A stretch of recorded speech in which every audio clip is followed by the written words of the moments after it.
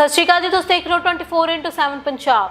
ਹਿਮਾਚਲ ਵਿੱਚ ਕਿਸੇ ਵੀ ਸਮੇਂ ਭਾਜਪਾ ਦੀ ਸਰਕਾਰ ਬਣ ਸਕਦੀ ਹੈ। ਮੌਜੂਦਾ ਸਰਕਾਰ ਸੂਬੇ ਨੂੰ ਕਰਜ਼ੇ ਵਿੱਚ ਡੁੱਬਣ ਵਿੱਚ ਲੱਗੀ ਹੋਈ ਹੈ। ਭਾਜਪਾ ਦੇਸ਼ ਭਰ ਦੇ ਨਾਲ ਹਿਮਾਚਲ ਪ੍ਰਦੇਸ਼ ਦੇ ਸਾਰੇ ਵਿਧਾਨ ਸਭਾ ਹਲਕਿਆਂ ਵਿੱਚ ਸਰਗਰਮ ਮੈਂਬਰਾਂ ਕਾਨਫਰੰਸਾਂ ਦਾ ਆਯੋਜਨ ਕਰ ਰਹੀ ਹੈ। शिमला लोक सभा तो भाजपा सांसद मैंबर ਅਤੇ ਸਾਬਕਾ सूबा प्रधान सुरेश कश्यप जो शिमला ਵਿੱਚ ਆਯੋਜਿਤ ਪ੍ਰੋਗਰਾਮ ਨਾਲ ਸ਼ਾਮਲ ਹੋਏ ਅਤੇ ਕਿਹਾ ਕਿ ਹਿਮਾਚਲ ਪ੍ਰਦੇਸ਼ ਵਿੱਚ ਭਾਜਪਾ ਦੀ ਸਰਕਾਰ ਜਲਦੀ ਅਤੇ ਕਿਸੇ ਵੀ ਸਮਾਂ ਬਣ ਸਕਦੀ ਹੈ। ਉਹਨਾਂ ਮੌਜੂਦਾ ਕਾਂਗਰਸ ਸਰਕਾਰ ਤੇ ਵੀ ਨਿਸ਼ਾਨਾ ਸਾਧਿਆ ਤੇ ਕਿਹਾ ਕਿ ਸੂਬੇ ਵਿੱਚ ਕਾਨੂੰਨ ਵਿਵਸਥਾ ਢਹਿ ਢੇਰੀ ਹੋ ਗਈ ਹੈ ਤੇ ਮਾਫੀਆ ਰਾਜ ਚੱਲ ਰਿਹਾ ਹੈ। शिमला लोक सभा तो भाजपा सांसद मैंबर ਅਤੇ ਸਾਬਕਾ सूबा प्रधान सुरेश कश्यप ने कहा है कि भाजपा देश भर ਦੇ ਸਾਰੇ ਵਿਧਾਨ ਸਭਾ ਹਲਕਿਆਂ ਵਿੱਚ ਸਰਗਰਮ ਮੈਂਬਰ ਕਾਨਫਰੰਸਾਂ ਦਾ ਆਯੋਜਨ ਕਰ ਰਹੀ ਹੈ। ਹਿਮਾਚਲ ਵਿੱਚ ਭਾਜਪਾ ਦੇ 18 ਲੱਖ ਮੈਂਬਰ ਅਤੇ 27,000 ਸਰਗਰਮ ਮੈਂਬਰ ਹਨ। ਸੁਰੇਸ਼ ਕਸ਼ਯਪ ਨੇ ਕਿਹਾ ਕਿ ਅੱਜ 13 ਰਾਜਾਂ ਵਿੱਚ ਭਾਜਪਾ ਦੀ शुद्ध सरकार है। हिमाचल प्रदेश ਵਿੱਚ ਵੀ ਭਾਜਪਾ ਦੀ ਸਰਕਾਰ ਜਲਦੀ ਅਤੇ ਕਿਸੇ ਵੀ ਸਮੇਂ ਬਣ ਸਕਦੀ ਹੈ। ਉਹਨਾਂ ਨੇ ਕਿਹਾ ਕਿ ਸੂਬੇ ਦੀ ਮੌਜੂਦਾ ਸਰਕਾਰ ਕਰਜ਼ੇ ਵਿੱਚ ਡੁੱਬੀ ਹੋਈ ਹੈ ਅਤੇ ਸੂਬੇ ਵਿੱਚ ਕਾਨੂੰਨ ਵਿਵਸਥਾ ਢਹਿ ਢੇਰੀ ਹੋ ਗਈ ਹੈ ਅਤੇ ਮਾਫੀਆ ਰਾਜ ਚੱਲ ਰਿਹਾ ਹੈ। ਜਿਹੇ ਵਿੱਚ ਸੂਬੇ ਦੇ ਲੋਕਾਂ ਨੇ ਫੈਸਲਾ ਕੀਤਾ ਹੈ ਕਿ ਹਿਮਾਚਲ ਪ੍ਰਦੇਸ਼ ਵਿੱਚ ਜਲਦੀ ਹੀ ਭਾਜਪਾ ਦੀ ਸਰਕਾਰ ਬਣਾਈ ਜਾਵੇਗੀ। भारतीय जनता पार्टी ने अपने स्थापना दिवस के अवसर पर पूरे देश भर में जो हमारे सक्रिय कार्यकर्ता हैं उनके सम्मेलन आयोजित करने का निर्णय लिया और उसी उपलक्ष्य में आज जिला शिमला का हमारा सक्रिय सदस्यता का सम्मेलन है। आज देश में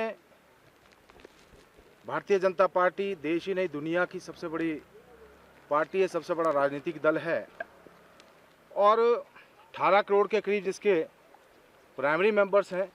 अगर हिमाचल प्रदेश की बात करें तो हिमाचल प्रदेश में भी भारतीय जनता पार्टी का जो सदस्यता अभियान हुआ 18 लाख प्राइमरी मेंबर्स बने हैं और 27,000 सक्रिय मेंबर या एक्टिव मेंबर्स हिमाचल प्रदेश में भारतीय जनता पार्टी के आज हैं। और अगर जिला शिमला के देखें तो तीनों मंडलों में जिला शिमला में 934 हमारे सक्रिय सदस्य बने हैं। पार्टी ने निर्णय लिया कि हर विधानसभा क्षेत्र में इस प्रकार के सम्मेलन आयोजित करके जो हमारे सक्रिय सदस्य हैं उनका सम्मान करें और उस कड़ी में हमारे विभिन्न हिमाचल प्रदेश में भी विभिन्न ज़िलों में ये सम्मेलन आयोजित हो रहे हैं।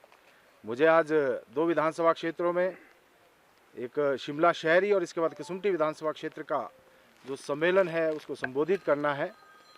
माननीय मोदी जी के नेतृत्व में जिस प्रकार से 2047 तक इस देश को विकसित राष्ट्र बनाने का लक्ष्य है और उस दिशा में आज आगे बढ़ रहे हैं। 11 साल का जो कार्यकाल और ऐतिहासिक कार्यकाल रहा, ऐसे ऐतिहासिक निर्णय इन 11 सालों में हुए जिसके बारे में हम सोच भी नहीं सकते थे।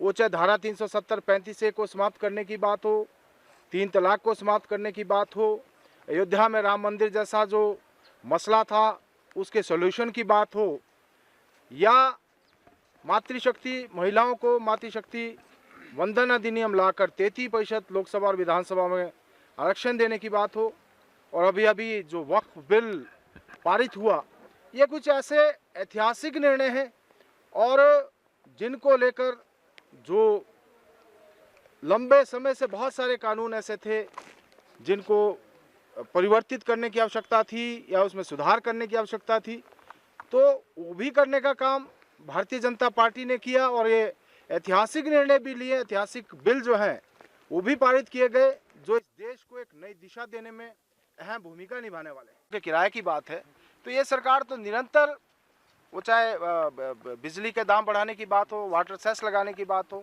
या भी बस किराए के बारे में पिछले दिनों तो बस में जो सवारियां अपना सामान ले जाती थी उसका भी किराया लगाने की बात है। प्रेशर कुकर का भी जो है वो टिकट काट दिया गया। ऐसे बहुत सारे मामले आए हैं।